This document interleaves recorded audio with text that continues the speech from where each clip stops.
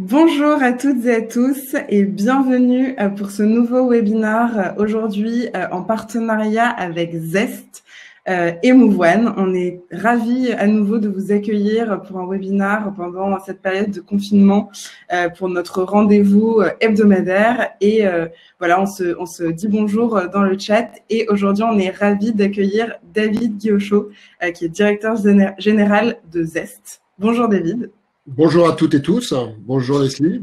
Voilà, on se retrouve donc un an plus tard pour un nouveau webinaire avec Zest et Mouvoine et on est vraiment ravis de vous accueillir pour parler aujourd'hui du déconfinement et comment préparer l'après avec vos équipes. Voilà, donc je vais vous partager des slides aujourd'hui pour que vous puissiez suivre notre présentation. J'espère que tout le monde va bien. Voilà, c'est super de retrouver un peu des noms familiers aussi dans le chat.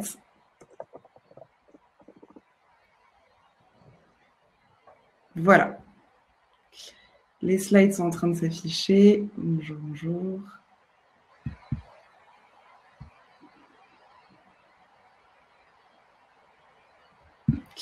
Voilà, alors normalement, tout le monde doit voir les slides à présent.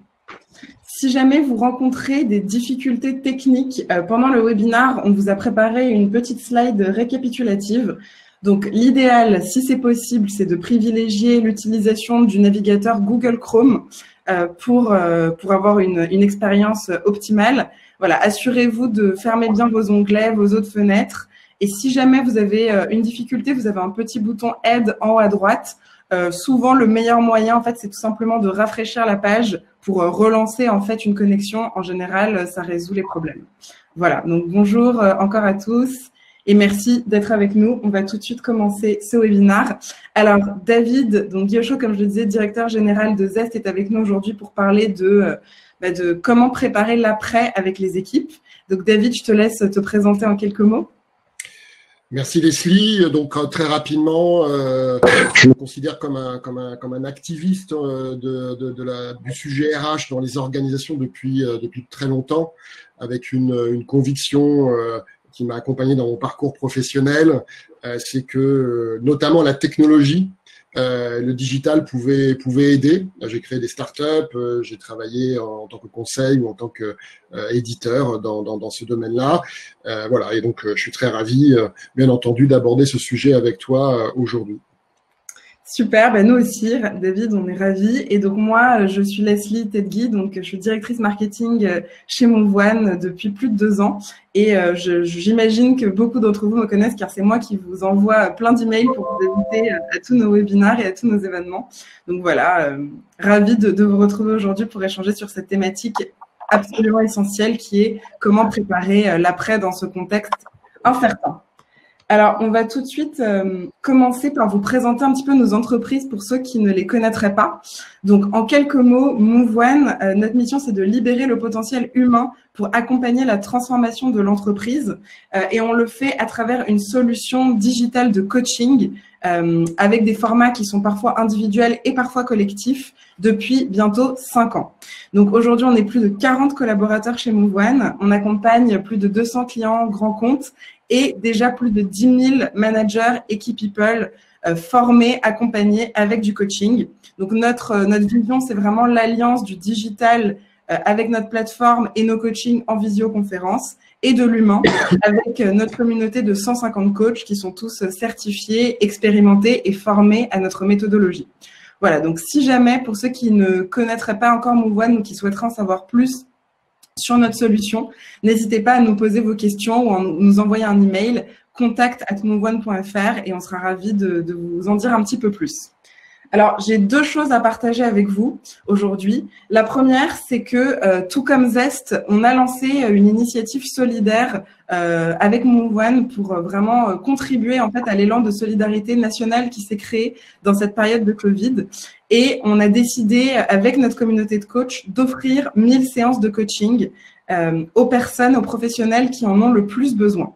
Donc, les personnes concernées sont toutes les personnes qui sont dans une fonction d'encadrement dans un établissement hospitalier, EHPAD ou association de santé, ou bien tous les dirigeants ou managers de PME françaises en difficulté.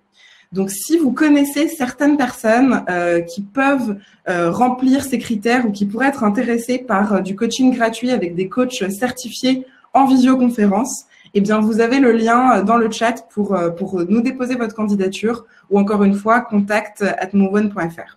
Voilà, c'était une information que je voulais partager avec vous aujourd'hui. La dernière chose, et ensuite je passe la parole à David. Pour toutes les entreprises qui souhaiteraient lancer des parcours de coaching en ce moment, il y a une initiative exceptionnelle de l'État, c'est l'initiative FNE. Grâce au FNE, en fait, les entreprises qui sont référencées Datadoc peuvent proposer des formations qui vont être prises en charge par l'État. Donc, je vous ai mis les conditions sur cette slide et du coup, MoveOne est bien référencé Datadoc et donc, les coachings MoveOne peuvent être pris en charge par l'État grâce au dispositif FNE. Donc, les conditions s'affichent sur votre écran.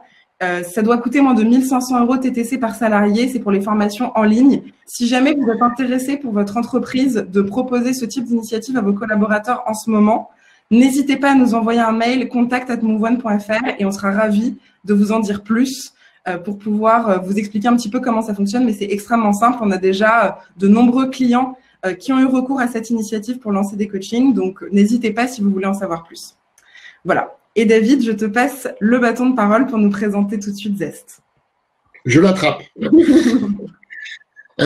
bonjour encore à tous et toutes. Donc, effectivement, je représente Zest, qui est une start-up qui a été créée en 2005 avec comme mission d'aider les organisations à être, grâce à une solution digitale, web et mobile, à la fois plus épanouissante pour les collaborateurs, pour les talents qui la composent, y compris les managers bien entendu, et plus performante puisque on a nous la conviction, et en plus ça a été démontré, qu'il y a une relation vertueuse entre l'épanouissement au travail, l'accomplissement professionnel et bien sûr les résultats, la performance, et ceci créant un cercle vertueux. Donc on est 25, on a plus de 100 000 utilisateurs avec beaucoup de clients de secteurs d'activité très différents. Cette problématique étant bien entendu sans frontières géographiques ni sectorielles ni de taille, et on est ravis voilà, d'avoir cette communauté de clients avec lequel on travaille chaque jour, chaque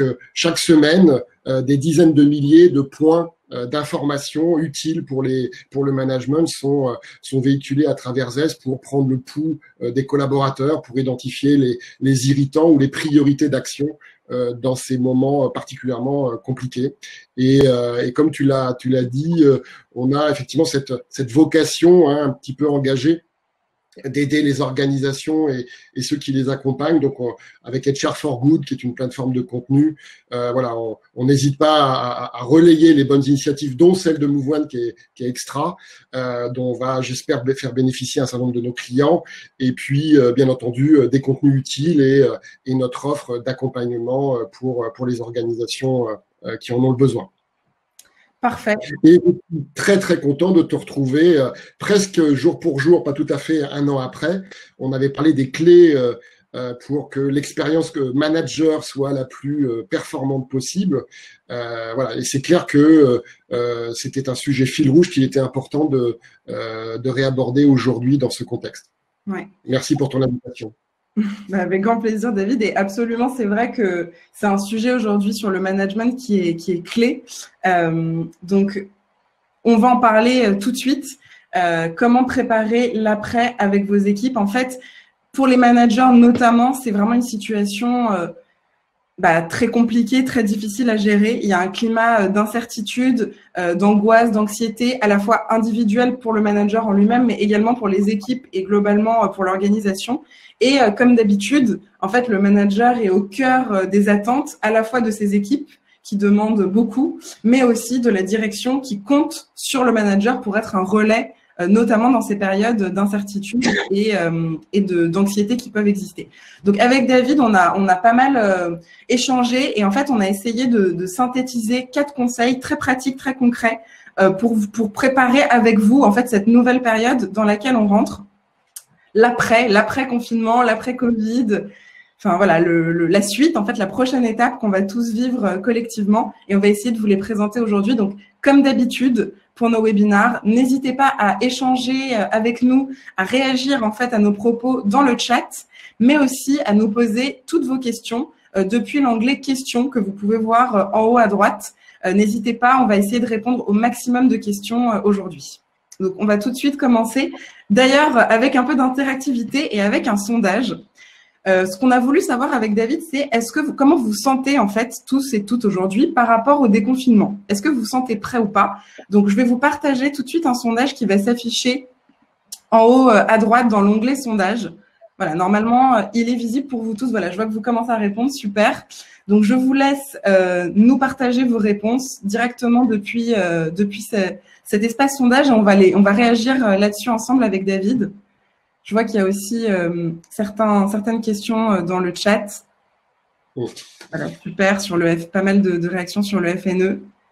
Donc voilà, encore une fois, si vous avez des questions, on est dispo pour y répondre sur ce sujet-là.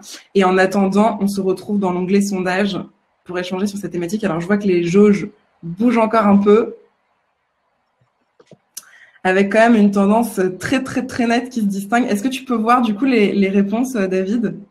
Oui, tout à fait. Ouais, je vois ça. Je vois qu'il y a il y a presque une courbe gaussienne qui est en train de se mettre en place là, avec le cœur sur. Voilà, c'est à la fois plutôt près avec 2% majoritaire en avance par rapport à pas vraiment près. Ouais. Donc, je pense que ce qui correspond bien à tout ce travail qui a été fait aussi, même s'il y a beaucoup d'inconnus, eh bien de questionnements et donc de réponses qui ont été apportées. On apprend, on va en parler en marchant. C'est vraiment pas surprenant et c'est plutôt révélateur. Il y a très peu, je pense, parce qu'il y a une surinformation quelque part aussi. De personnes qui sont complètement pas informées. Ouais. C'est plutôt de la surinformation, clairement, et de l'info-obésité qui crée un problème, d'ailleurs, plus qu'il n'en résout. Voilà. Et bravo pour les 8% qui sont sereins. Voilà, j'espère qu'ils vont, dans le chat, partager quelques bonnes pratiques, parce que voilà, ça fait partie de cette dynamique d'essayer de trouver un chemin de sérénité, on va dire, clairvoyant, par rapport à la situation qui va être compliquée, bouger beaucoup encore. Tout à fait. Et je pense que le flou, il est à tous les niveaux. Pour 45% d'entre vous, on est sur du très flou. Je pense que le flou, il est à tous les niveaux, d'un point de vue personnel, même d'un point de vue sociétal. Même les dispositifs, pour l'instant, du gouvernement sont pas tout à fait clairs. On a encore beaucoup d'interrogations. Et du coup, toutes ces interrogations, elles se transposent dans le secteur de l'entreprise et du professionnel. Et du coup, il faut accepter aussi cet état de fait. Je pense qu'il faut accepter cette incertitude. Il faut apprendre à la gérer. Donc, c'est ce qu'on va essayer de vous accompagner à faire ce matin avec nos clés. Et la première, en fait, sur laquelle on a envie de partager, c'est la prise en compte du passé. Donc, David, je te repasse encore une fois la parole pour nous expliquer pourquoi c'est important de prendre en compte le passé, justement, pour préparer l'avenir. Enfin, exactement. Un ethnologue, sociologue dirait ou a dit pendant très longtemps qu'il fallait aller chercher dans les racines de son histoire un petit peu la manière d'agir et d'interagir dans le présent. Aujourd'hui, je vous invite pas à revenir dans un passé lointain, mais clairement dans un passé qui se compte en semaines, parce que d'abord son intensité et sa nouveauté a été particulièrement fort, et du coup c'est pas qu'il élimine le passé plus lointain, mais il en prend toute la place aujourd'hui, et on a du mal à se rappeler, ou en tout cas à prendre du temps sur un passé, sur les actions qui ont été faites il y a 6 mois, 12 mois. Donc il faut bien sûr regarder ce qui s'est passé depuis ces 2 derniers mois. L'une des caractéristiques de cette situation, c'est que ça nous a touchés tous à 100%, d'une manière ou d'une autre, et à la fois sur de la sphère personnelle et sur de la sphère professionnelle, ce qui est bien entendu par cette exhaustivité et cette variété d'impact pour tous, qui est totalement inédit. Hein. C'est pas qu'une crise économique, c'est pas qu'une crise sanitaire, et donc ça touche tout le monde. Donc il va falloir, par rapport à cet élément négatif qu'on ressent, et il y a une étude récente qui a été faite, très récente puisqu'elle a été publiée au milieu du mois d'avril avec OpinionWay, où 20% de managers se déclarent en détresse psychologique, ce qui est important, hein, c'est pas non plus totalement catastrophique, mais c'est déjà une population importante par rapport à un état psychologique qui est grave, et ça veut dire que il faut en tant qu'individu évaluer, s'apprécier. C'est un premier point qu'il faut important, de se dire ok, est-ce que je vis une détresse, comment psychologiquement je me pose, en sachant que c'est quelque chose qui va être évidemment dynamique. L'autre point, c'est que tout ceci va se mélanger, ce présent va se mélanger avec ce qu'on est et ce qu'on a envie d'être. Et donc, on va avoir quelque part un actif-passif, un espèce de bilan de sortie de crise, ou en tout cas de sortie de confinement, qui est une première étape. Tout va pas disparaître le 11 ou le 12 mai. C'est-à-dire que cette détresse psychologique, cette fatigue, éventuellement, ou au contraire, ces ressources qu'on a acquises au travers notamment du temps qu'on a pu passer par des webinars, qui sont un élément d'enrichissement personnel, c'est un bilan qu'il faut faire avec des actifs et des passifs. Le dernier élément, c'est qu'il faut tout de suite penser que le futur sera totalement, on va dire, filtré, construit par rapport à ce vécu. Donc, on va voir sa fonction, on va voir sa contribution à l'entreprise ou même l'intérêt de l'entreprise au travers de cette crise. Et ça, c'est important de penser le futur assez rapidement en prenant en compte ces éléments. Et c'est en particulier le cas du collectif. C'était le dernier point que je voulais te dire, nous partager avec vous par rapport à cette situation. Et les managers, comme tu l'as dit, ils sont très sollicités, ils ont un rôle particulier dans l'organisation. Donc, il y a des attentes un peu dans les deux sens, hein, du cockpit de direction générale en passant par les personnes qui sont soit en chômage, soit en face de clients qui ont potentiellement le virus. Et donc, ils sont très sollicités, des situations encore plus délicates que d'habitude. Moi, je voudrais mettre en avant aujourd'hui l'intérêt et l'importance de développer cette sécurité psychologique du collectif des managers. Briser l'isolement des managers en redonnant du sens par rapport à ce collectif. Tous vos managers partagent des choses et peuvent partager des choses entre eux. Et c'est pour la sécurité psychologique qui est un élément clé dans les organisations et dans les personnes. Ça peut commencer tout simplement par accepter les vulnérabilités qu'on peut avoir dans une situation particulière, et donc refaites vivre, si ça a été mis de côté, les sessions de co-développement, de parole, pour pouvoir partager ces éléments entre pairs, dans des sphères de confidentialité et de confiance sur des sujets qui sont délicats, surtout quand on voit la détresse psychologique. C'est tout à fait ça. Merci beaucoup, David, pour ces premiers éléments. Alors, moi, ce que je vous propose, c'est de vous présenter une readiness checklist un peu concrète et que vous pouvez vous poser, que vous pouvez essayer de vous appliquer pour vous et pour votre équipe. Je pense que ce qu'a présenté David, c'est comment faire le point sur soi, et il a aussi parlé du collectif. Je pense qu'en tant que manager, nous avons aussi une responsabilité qui est de nous interroger sur l'état de notre équipe. On arrive en fin de course là. Les semaines qui sont derrière nous, qui viennent de s'écouler, c'était des semaines très intenses, psychologiquement, parfois physiquement, avec des éléments, avec un niveau d'adaptabilité qu'on a dû déployer extrêmement élevé en très peu de temps. Et pour certains, ça a été plus facile que pour d'autres, et certains ont été très affectés, très impactés par cette période. Et il faut maintenant faire le point, en fait, avant de se relancer, pour savoir où est-ce qu'on en est avec son équipe. Et je vous propose du coup cette readiness checklist avec quatre critères pour un peu faire le point justement et prendre en compte ce qui est derrière nous. Premièrement, comment est-ce que vous évaluez l'engagement de vos équipes? Est-ce que ce confinement, le télétravail, le chômage partiel, ça a eu un impact négatif? Est-ce qu'il y a eu un désengagement?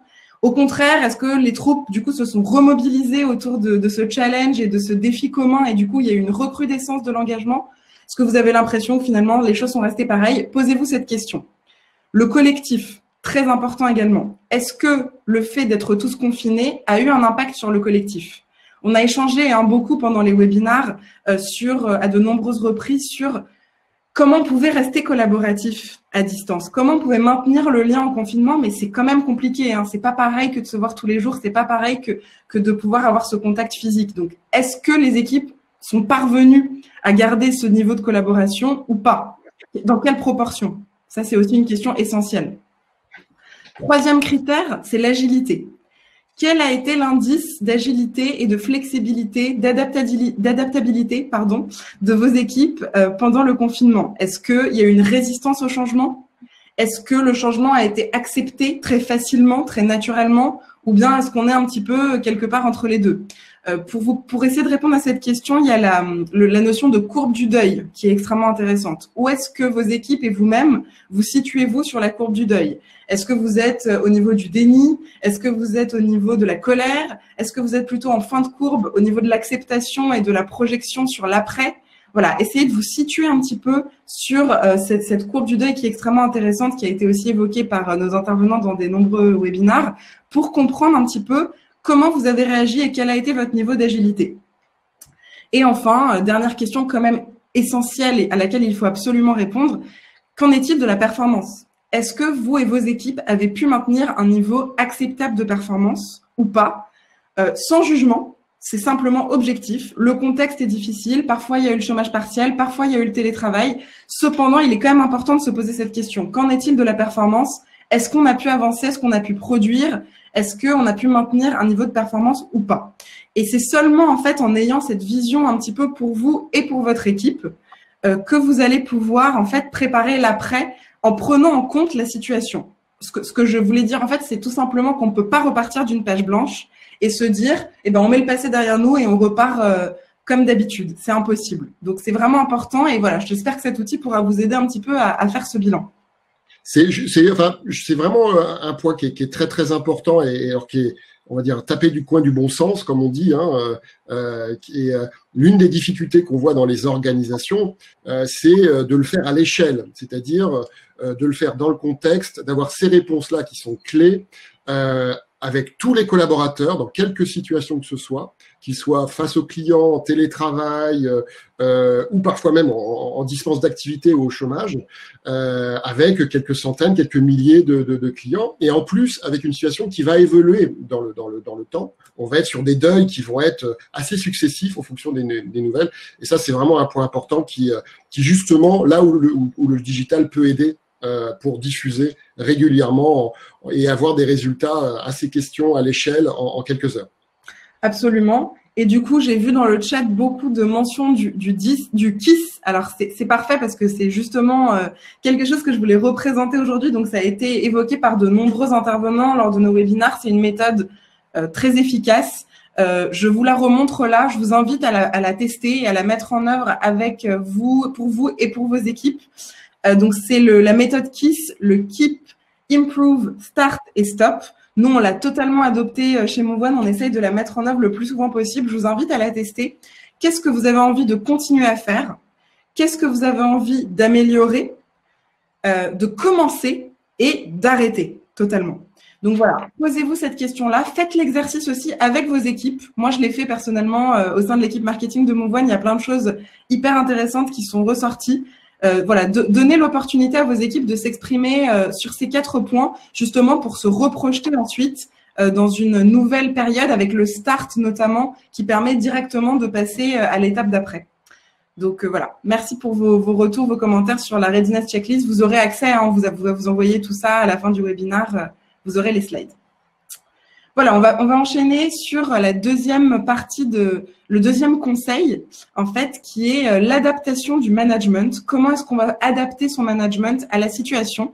Et là aussi, on va commencer par un petit sondage pour essayer de voir comment vous vous situez par rapport à ça. La question que vous pouvez retrouver du coup dès maintenant dans l'onglet sondage, c'est quel style de management est-ce que vous avez adopté pendant cette période? Est-ce que tu veux en dire un peu plus, David, sur justement ces différents styles de management? Alors, en fait, je pense qu'il y a des styles de management. Là, on a fait des choses assez simples, différents et qu'on peut à la fois par rapport à sa personnalité qui on est plus ou moins adopter, mais aussi par rapport à la situation. Et puis, on peut être le matin plus directif et en fin de journée, quand on a une one-to-one avec un collaborateur, plus en mode ami, éventuellement. Donc, ce qui est intéressant, c'est de voir comment vous avez justement eu ces postures, hein, quelque part managériales. Est-ce que c'est quelque chose qui a justement un petit peu changé par rapport à ce que vous aviez précédemment? Donc là, on commence à voir des réponses avec là aussi deux propositions qui se détachent. Oui, tout à fait. Celle du manager coach et celle du manager participatif. Tout à fait. Alors, ça prouve bien que vous avez voulu, ou en tout cas tenter d'impliquer au maximum vos équipes dans cette situation. Et donc, vous avez déjà le côté participatif qui émerge fort. Donc, c'est super. Et on va en parler, on va y revenir. Également du manager coach. Alors, ça, c'est justement un sujet sur lequel on voulait revenir et dont on voulait vous parler, parce que je vois que pour 50% d'entre vous, vous avez essayé justement d'émuler ce manager coach. Alors, pourquoi le manager coach est particulièrement important pendant cette période? Tout simplement parce qu'en fait, on n'est pas en mesure, honnêtement, hein, en tant que manager, d'être un manager leader ou d'être un manager visionnaire et de donner toutes les réponses, vu que nous-mêmes, nous ne les avons pas. Nous-mêmes, on est dans l'incertitude, on est dans le questionnement, on est dans l'interrogation. Et du coup, on n'a pas le choix, on est obligé de se mettre en posture coach et de l'adopter et de la travailler si ce n'est pas quelque chose qu'on maîtrise totalement. Donc, je vous ai remis là les 4 critères du manager coach. D'abord, une posture basse et une posture d'écoute active. Donc, on n'est pas en train de donner des ordres, on n'est pas trop dans le directif, on est plutôt dans l'écoute, le questionnement ouvert, l'implication au maximum du collaborateur et la méthode des petits pas. C'est-à-dire qu'on avance petit à petit avec une petite tâche après une autre, après une autre, après une autre, sans essayer d'avoir une immense vision très long terme qui, de toute façon, honnêtement, dans cette période, est impossible. Vu que nous-mêmes, on ne sait pas ce qui va se passer dans 2-3 semaines, on n'a pas du tout de visibilité. Les plans stratégiques sont mis de côté, les objectifs à 5 ans sont mis de côté, on vit quasiment au jour le jour, à la semaine. Et donc, cette posture du manager coach, elle va être particulièrement efficace justement pour gérer cette période-là. Je voulais également revenir sur une notion qu'on a vue aussi lors d'un précédent webinaire, qui est celle du manager augmenté. Alors, elle nous a été amenée par Ludovic Giraudon, qui est écrivain et auteur du livre Dream Team. Donc, si jamais vous vous êtes intéressé par le webinaire avec Ludovic, on en a fait un. Zest aussi, on a fait un. Donc, on vous mettra les liens en commentaire si ça vous intéresse de creuser un peu les thèses de Ludovic qui sont vraiment hyper intéressantes. En fait, ce qu'il expliquait tout simplement, c'est que manager en télétravail, manager en période de crise, c'est pas forcément très différent de manager de manière habituelle, c'est juste plus. En fait, le contexte du télétravail, du chômage partiel, de l'incertitude ambiante fait que des comportements tels que l'anxiété ou bien l'hypersensibilité, l'émotion très forte vont être exacerbés et vont être beaucoup plus présent que d'habitude, un peu comme si on regardait à travers une loupe. C'est pour ça que j'ai mis ce petit icône de la loupe. Mais voilà, tout est magnifié en fait à cause du contexte et de la situation très incertaine. Et du coup, ce qui peut habituellement passer plus facilement, des petites prises de bec, des petites incompréhensions, des petites tensions qu'on va pouvoir désamorcer à la machine à café, en allant boire un verre ou tout simplement en ayant une conversation en face-to-face, c'est pas possible en télétravail, c'est pas possible en confinement, c'est pas possible en chômage partiel. Et donc, le moindre grain de sable dans le rouage va prendre des proportions gigantesques.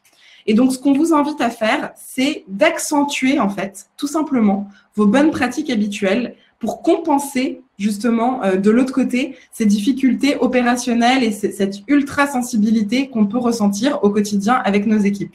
Donc, c'est vrai en tant que manager avec nos équipes. C'est aussi un message à faire passer à vos managers, si vous en avez besoin, de leur dire, j'ai besoin en ce moment d'encore plus d'empathie, encore plus de bienveillance, encore plus d'écoute, tous les traits en fait du bon manager vont devoir être accentués puissance 1000 pour compenser le contexte d'incertitude et d'anxiété qui peut avoir émergé dans le cadre de cette période. Donc voilà la notion de management augmenté sur laquelle je voulais revenir ce matin, et je te repasse du coup tout de suite la parole pour que tu puisses compléter cette idée, David. Ouais, je te remercie. J'ai répondu à une des questions là, désolé pendant la réponse, mais effectivement, si on a vu les postures un peu opérationnelles du manager, je pense qu'on sera d'accord que il faut pouvoir s'adapter un petit peu aux différents sujets et personnes qu'on a avec qui on va jouer cet exercice de management. Il faut aussi reconnaître que le management directif qu'on critique depuis longtemps, hein, mais qui là va encore un peu plus peut-être critiquer. Pour autant, attention, ça ne veut pas dire que le corps social, les collaborateurs, les managers ont pas besoin de direction dans cette incertitude. On est dans un monde VUCA, hein, je le rappelle, volatilité, incertitude, complexité et ambiguïté. Et on est typiquement, on n'a jamais été, je pense, autant dans une matérialisation de ce monde VUCA. Et donc, du coup, un des éléments complémentaires, et le management directif est souvent associé à ça, c'est de donner des directions. Et moi, je préférerais qu'on parle plutôt de s'assurer qu'on croit à ce que l'on fait. À la fois en tant que manager de proximité, est-ce que je crois à mon rôle de manager de proximité? En tant que caissière dans un magasin encore ouvert, est-ce que je crois à ce que je fais? Pourquoi je le fais? Et donc, il est très, très important au niveau du management, à chaque étage, hein, d'une manière très, on va dire, corporate, au niveau des directions générales et très opérationnelle sur les postes de travail pour les managers de proximité, vraiment conjuguer et donner du sens sur sa mission avec le présent. C'est-à-dire que clairement, il y a des choses, effectivement, voilà, on ne se réinvente pas une activité, mais il faut pouvoir la conjuguer pour très concrètement, on parlait des caissières. C'est clair que ils ont besoin d'avoir une raison de se lever. C'est pas simplement faire tourner économiquement la caisse de l'activité, c'est aussi servir quelque part l'ensemble des personnes qui ont besoin d'acheter des aliments, par exemple. Donc, conjuguer sa mission à tous les niveaux, la communiquer, la rendre la plus concrète et voir comment elle peut être incarnée. L'autre élément du management, ce sont des choix aussi un peu de posture générale, autre que voilà, la technique. C'est est-ce qu'on veut être plutôt le bon, la brute ou le truand? Alors, il y a des fois où on n'a pas le choix, hein, il faut être un peu brutal parce que la situation est totalement brutale. En fait, les actes vont être brutaux. On n'a pas besoin d'être forcément brutal par essence. Et donc, c'est important de voir. Moi, on voit hein, dans les organisations des collectifs managériaux qui vont essayer de profiter de la situation, par exemple. Donc là, on est clairement dans la posture truand. Il y en a qui vont effectivement très très vite anticiper les choses et prendre des actions très très très très fortes avec des applications très rigoureuses et donc avec une certaine brutalité sans avoir de posture complémentaire d'écoute. Et puis il y a ceux qui vont essayer, en étant réalistes, mais c'est pas des choses qui sont faciles, eh bien d'être plus à l'écoute un peu du corps social, de trouver des solutions et pourquoi pas de favoriser des engagements solidaires dans leur organisation. C'est clair qu'on n'est pas tous en tant que secteur d'activité égaux par rapport à la situation. Il y a des secteurs qui sont vraiment, vraiment touchés, qu'on peut tout à fait comprendre. Mais je pense qu'il faut prendre son recul. Est-ce qu'en tant qu'entreprise et en tant que manager personnellement, est-ce qu'on est dans l'une de ces postures un petit peu caricaturales liées à un film bien connu? Voilà. Donc, c'est ces choix-là qui permettent d'accompagner finalement son équipe et en tant que manager de manager, son collectif managérial. Tout à fait, et ça rejoint, je trouve, c'est intéressant, exactement, enfin, tu t'as quasiment répondu en fait à une question, donc je vais la démarrer là en direct, de John Robardet qui nous demande « Difficile de ne pas être directif quand il faut maintenir une activité non prioritaire et imposer des consignes sanitaires pour se protéger. Quelle attitude, posture serait idéale ?» Et c'est exactement ça, en fait, je pense qu'il n'y a pas de posture ou d'attitude idéale, elle n'existe pas en fait. Elle est circonstancielle déjà, totalement adaptée à votre environnement, à votre contexte, et je pense qu'elle doit varier en fonction des moments et en fonction des sujets. C'est-à-dire que, comme le disait David, ça va varier, ça va évoluer. Il y a certains moments, il va falloir en effet adopter un management directif pour s'assurer que les choses avancent, que les consignes sanitaires sont respectées, etc.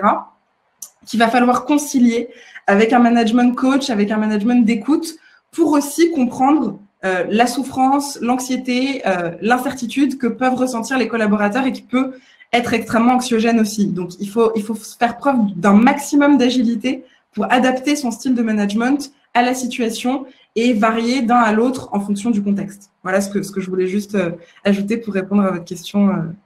Il y a une question de l'ordre que je trouve qu'on pourrait profiter, c'est où il y a eu pas mal de votes, justement, c'est sur la crainte des tensions inter-équipes, et notamment entre les différentes situations. On a plusieurs clients qui ont, par exemple, des gens qui sont toujours au travail, parfois même en accueil de clients, et dans la même entreprise, des personnes qui sont en dispense d'activité ou au chômage, et bien sûr en arrêt, notamment pour garde d'enfants, enfin des congés garde d'enfants, par exemple. Donc on a une pluralité de situations.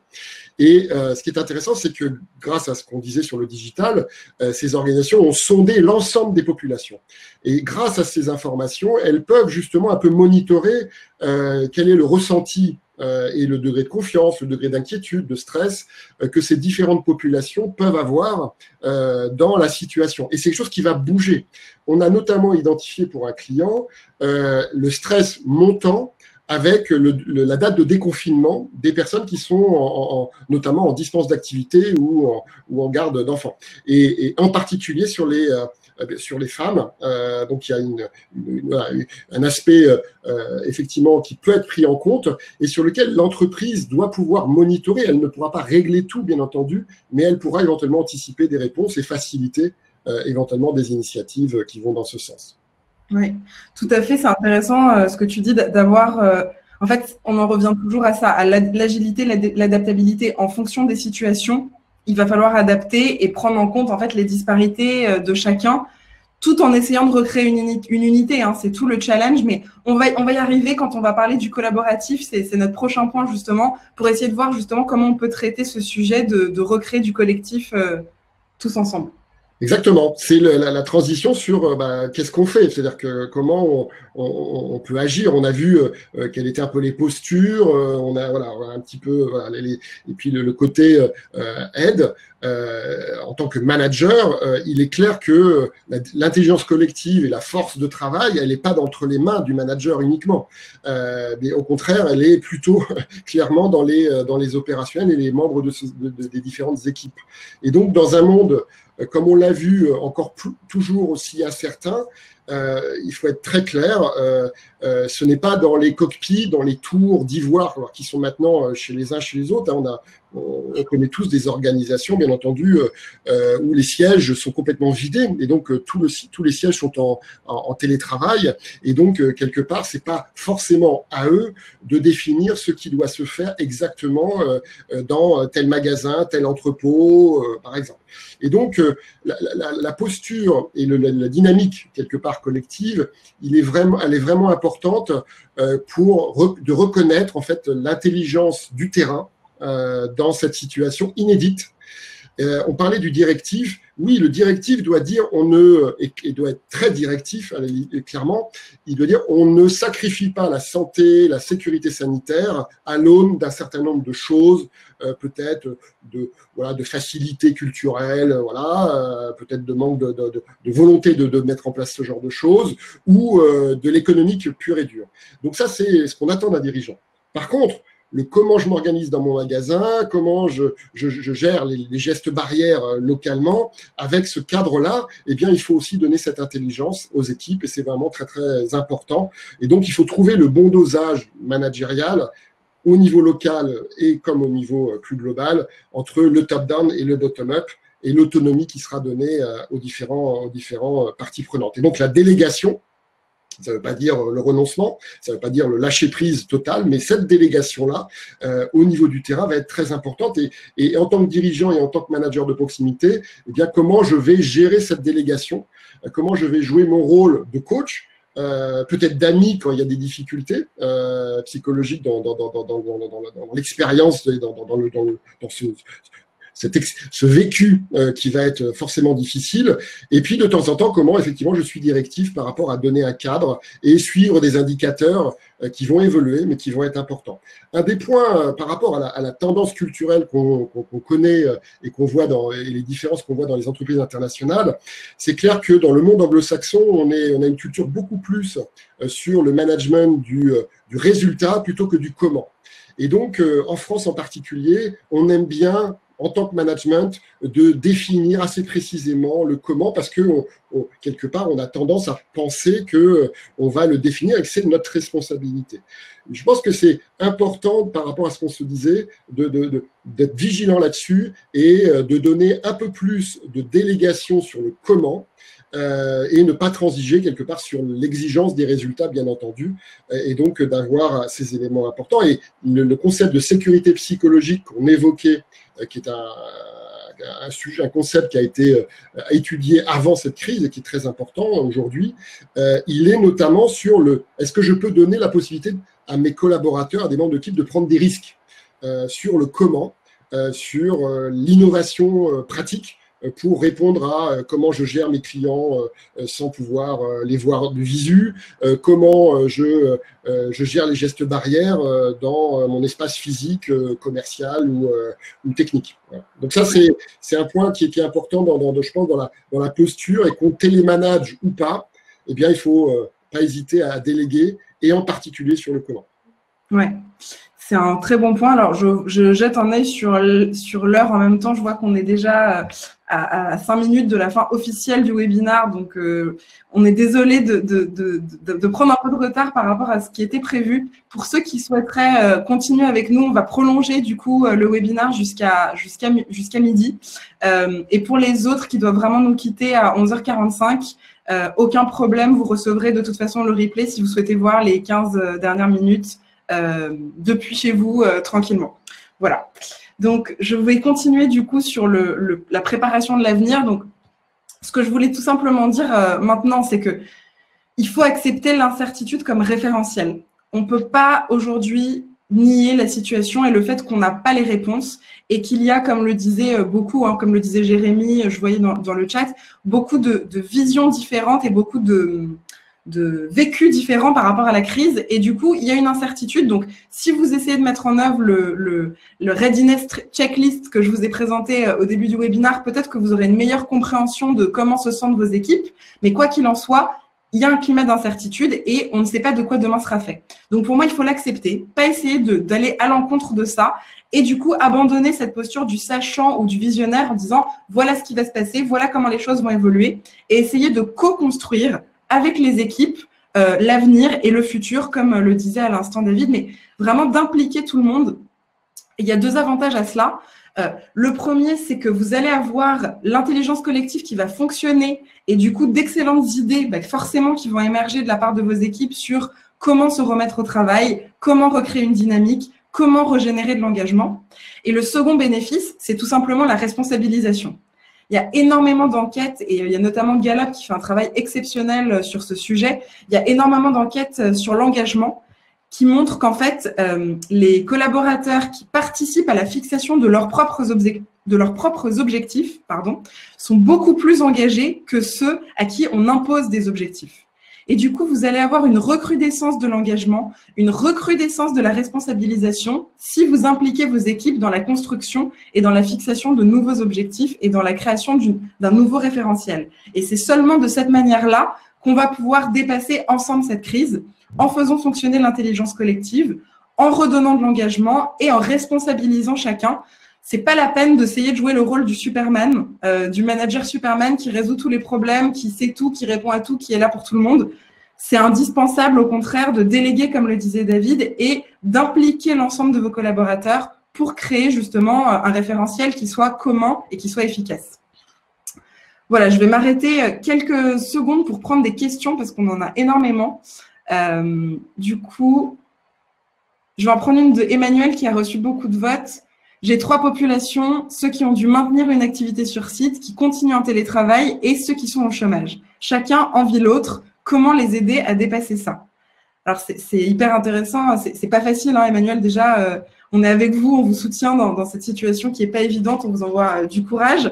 Je pense que pour arriver à répondre à cette problématique-là, encore une fois, c'est miser sur le collectif et sur un maximum de transparence.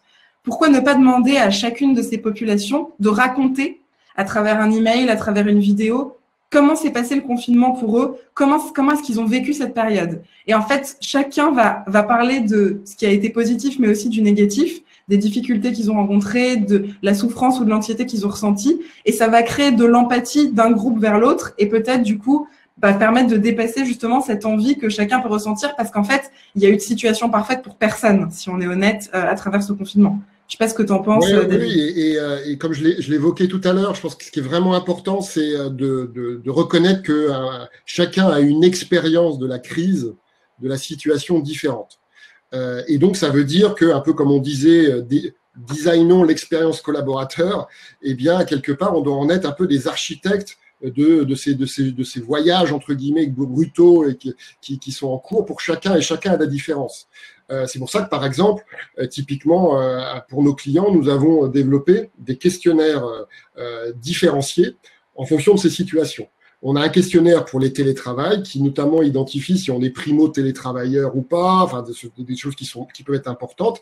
Il y a 20 questions qui sont uniquement sur cet approfondissement du diagnostic de l'expérience en tant que télétravailleur. Et il y a aussi des questionnaires qui sont sur les personnes qui sont alors sans activité, y compris les dispenses d'activité ou les autres types de dispenses actuellement, et puis ceux qui sont en contact du public ou en continu d'activité.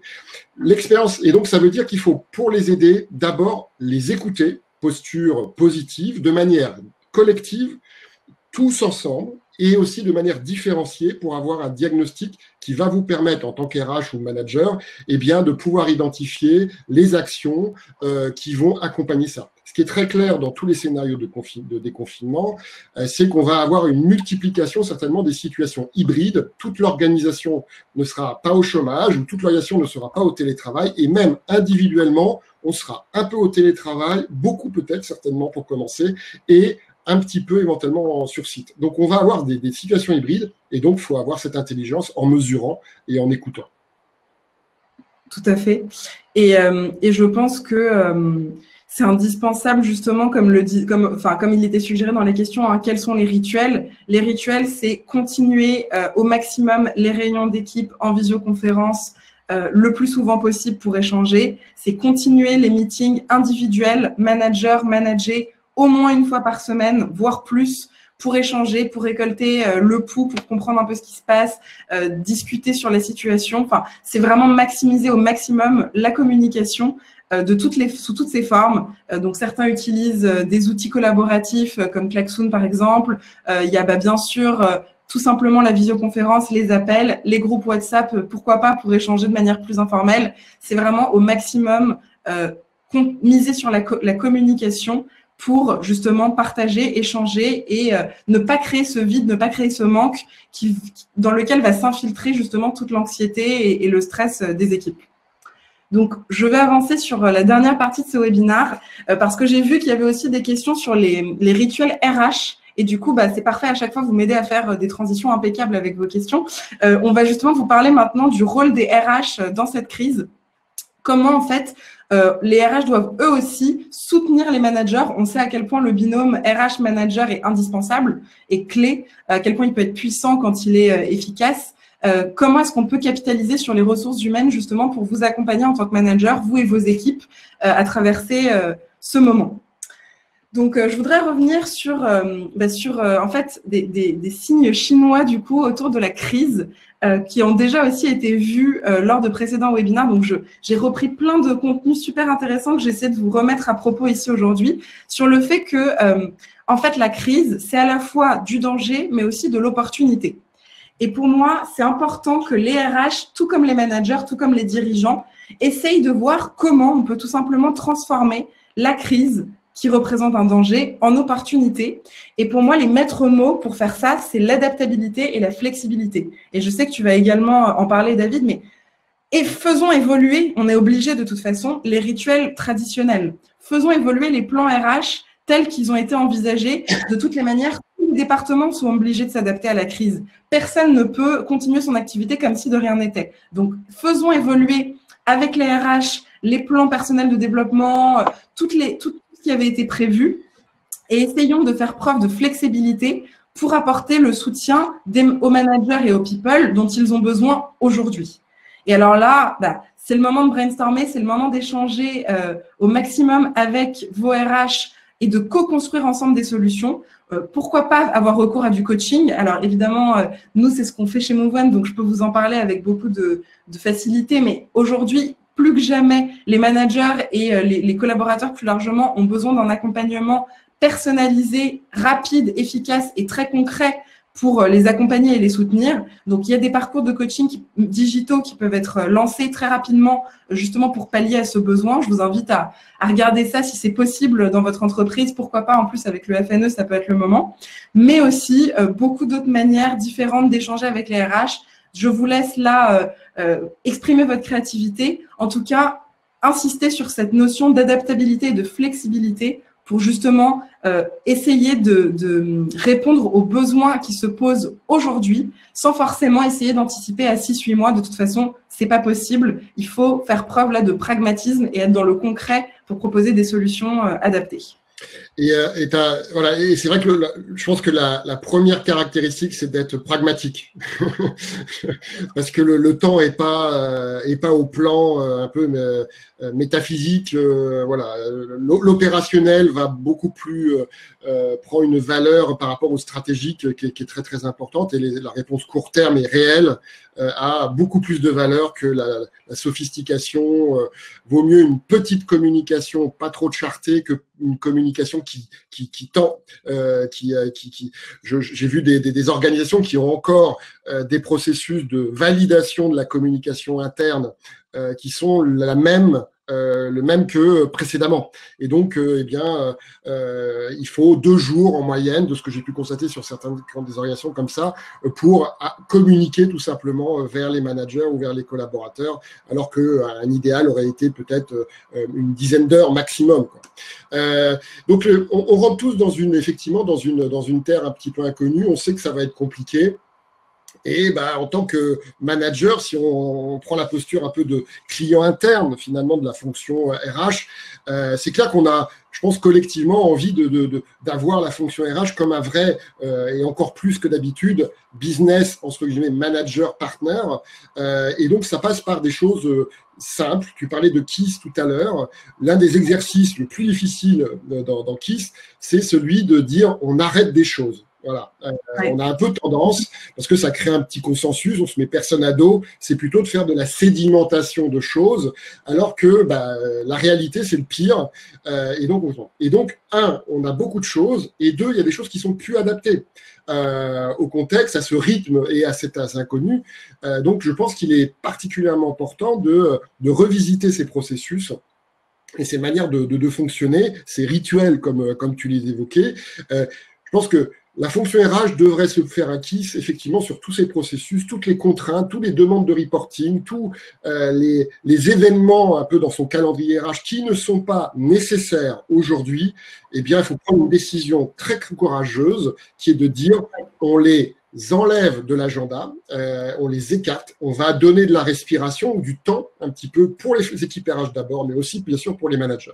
Donc, c'est moins de contraintes aujourd'hui et donc moins de processus qui seraient inutiles. Est-ce qu'aujourd'hui, ça vaut le coup de faire une mid-year review, par exemple, avec des sujets sur la carrière? Voilà, par exemple. Donc, clairement, il faut, et ça ne va pas être simple, mais il faut prendre ce genre de décision parce que ça n'aura ce sera perçu comme quelque chose de sans valeur ajoutée, comme en général, les entretiens d'évaluation, les baromètres annuels le sont un mois après. Voilà.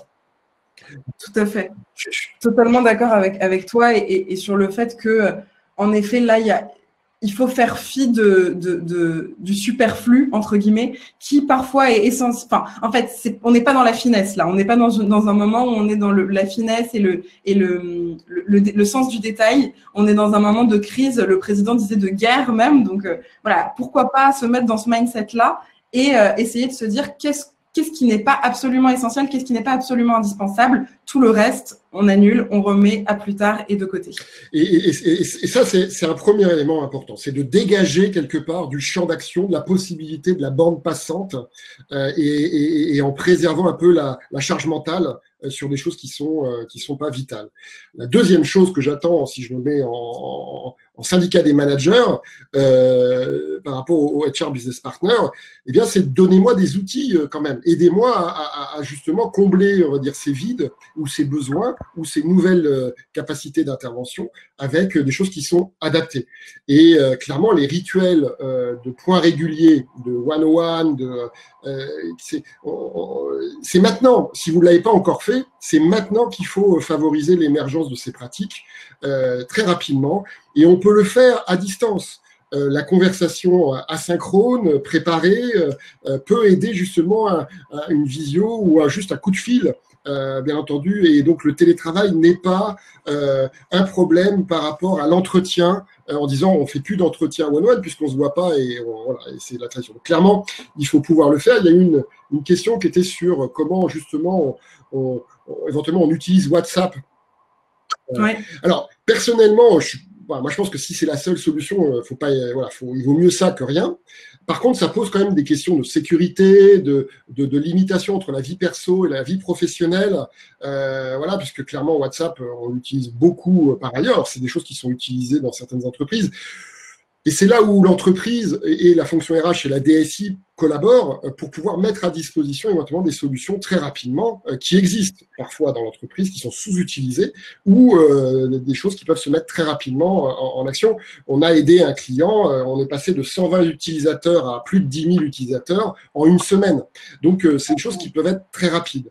Et le dernier point qui est aussi pour avoir un peu d'empathie par rapport aux managers de proximité, c'est que la fonction RH aide quelque part directement les collaborateurs, que ça soit pas que le guichet unique, on va dire ça comme ça, du stress psychologique, de la détresse psychologique des collaborateurs, soit le manager. D'abord, il n'est pas préparé pour ça, il n'a pas fait de formation psycho systématiquement, voilà, et c'est quelque chose qui est très lourd émotionnellement, et il faut quand même un bagage technique qu'il n'aura pas forcément le temps d'adapter. Et donc, c'est très important d'avoir des systèmes d'alerte qui permettront d'aiguiller des personnes collaborateurs en détresse, éventuellement en court-circuitant le management, en allant directement dans ces cellules pour pouvoir faire de l'accompagnement. C'est vraiment très utile, bien entendu, en premier lieu pour les collaborateurs qui sont dans cette situation, et c'est presque indispensable pour les managers qui ont tant à faire. Et donc, je pense que ça, c'est un point important, ces dispositifs d'accompagnement des situations difficiles individuelles par la RH qui va particulièrement être important en ce moment. Merci beaucoup. Alors, on est bientôt arrivé à la fin de ce webinaire. Avant de prendre une dernière question pour finir le webinaire, je vais vous demander tout de suite de nous donner votre avis sur ce webinaire aujourd'hui. Vous allez avoir dans quelques secondes une petite pop-up qui va apparaître sur votre écran avec un sondage. Est-ce que vous pourriez, s'il vous plaît, prendre quelques secondes pour y répondre? Ça nous permet d'avoir votre feedback en fait sur nos webinaires et aussi de vous permettre de vous exprimer sur des sujets qui pourraient vous intéresser. N'hésitez pas à le compléter et ça nous aidera en fait à programmer des webinaires sur des sujets qui vous parlent et qui vous intéressent. Ça nous est vraiment extrêmement utile. Donc, merci d'avance à tous ceux qui prendront une petite minute pour répondre à notre sondage. Ce que je vous propose, c'est de prendre une dernière question avant de mettre fin au webinaire. Alors, j'essaye de voir celles qui ont reçu particulièrement des votes. Voilà, celle-ci a reçu 8 votes. Donc, comment rassurer mon équipe sur l'après, répondre à des questions dont je n'ai pas de réponse? Exactement. Franchement, c'était le mot de la fin, Pascal, sur cette question de préparer l'après et de justement la posture managériale. Je pense que c'est ce qu'on a essayé de faire passer comme message tout au long de ce webinaire. La posture, de toute façon, la posture du Superman, vous ne pourrez pas l'avoir parce que vous n'avez pas les réponses, pas en mesure de traiter toutes les questions et d'être là à 100% pour les interrogations de vos collaborateurs. Donc, soyez honnêtes, soyez transparents. Moi, c'est ce que je recommande en disant communiquez sur ce que vous pouvez et sur ce que vous ne pouvez pas. Soyez rassurants et empathiques avec les angoisses, mais honnêtes aussi. Et je sais que Nathalie, vous l'aviez noté un peu plus haut, c'est simplement expliquer, donner du sens en disant, bah voilà, aujourd'hui, je n'ai pas la réponse à cette question, j'essaye de la trouver, je reviendrai vers vous, je m'engage à ce à quoi vous pouvez, mais de manière vraiment simple et sans essayer de compenser toutes les interrogations parce que de toute façon, c'est impossible. Donc voilà, donner du sens, rester au plus près des collaborateurs et avec le plus possible d'honnêteté et de transparence. Je pense que c'est la meilleure recette qu'on peut donner pour la situation actuelle. Et là, c'est vrai que le couple manager RH, service juridique, enfin voilà, a des choses à faire avec une FAQ qu'on voit effectivement se développer, où il y a une espèce de site un peu point repère que les entreprises mettent à jour dans les cas par rapport aux décisions spécifiques de l'entreprise, voilà, qui permet d'avoir ces réponses entre guillemets technique que le manager n'aura pas forcément à relayer. Et là, je pense qu'il y a une chose que je trouve particulièrement intéressante comme pratique, c'est aussi de projeter son équipe, on parlait du collaboratif, du participatif, dans la préparation de ce futur proche.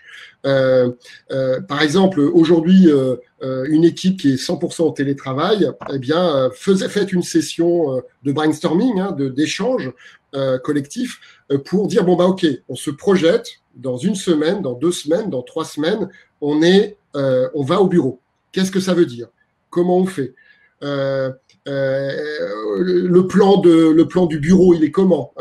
Comment on va gérer ces éléments? Projetez-les et donnez-leur la parole pour qu'ils s'approprient. C'est un exercice à double effet positif. La première, c'est que ça les projette vers le futur un peu plus normal.